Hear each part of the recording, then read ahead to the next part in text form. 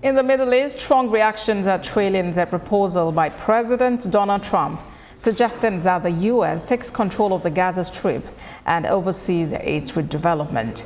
Some nations have also reacted, maintaining that Palestinians should be granted the right to statehood. We have a report. The only reason the Palestinians want to go back to Gaza is they have no alternative.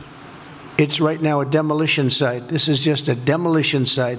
Virtually every building is down. They're living under fallen concrete that's very dangerous and very... Tuesday, President Trump proposed the resettling of displaced Palestinians outside Gaza. His statement that the U.S. will own the rebuilding process, the clearing of unexploded bombs, leveling of destroyed buildings and creating economic opportunities in the region have fueled tension in the Middle East as ceasefire negotiations between Hamas and Israel continue.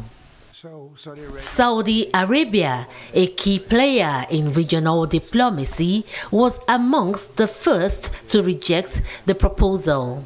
Its foreign ministry issued a firm statement on Wednesday, emphasizing its long-standing position in favor of an independent Palestinian state.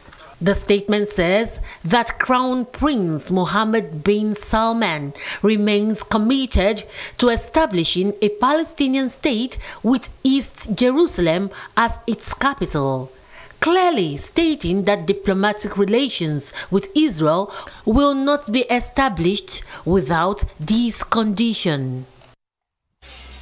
Saudi Arabia has been engaged in talks with the U.S. about normalizing ties with Israel in exchange for security guarantees and other agreements. However, President Trump's latest comments may complicate those discussions and further inflame regional tension. Meanwhile, Turkey's Foreign Minister Hakan Fidan has expressed his country's strong opposition to President Trump's suggestion to relocate Palestinians from Gaza to neighboring Egypt and Jordan. Mr. Fidan was speaking during a joint news conference Tuesday with his Egyptian counterpart, Badru Abdelati, who has been on a visit to Ankara.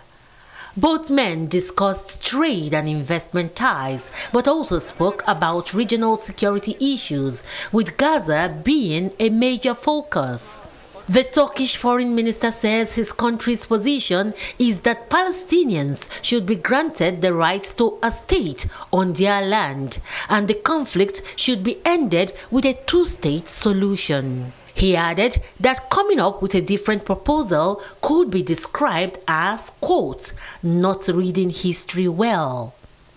Mr. Fidan also expressed his concern that the Israeli Prime Minister, Benjamin Netanyahu, might restart the war in Gaza after the release of Israeli hostages.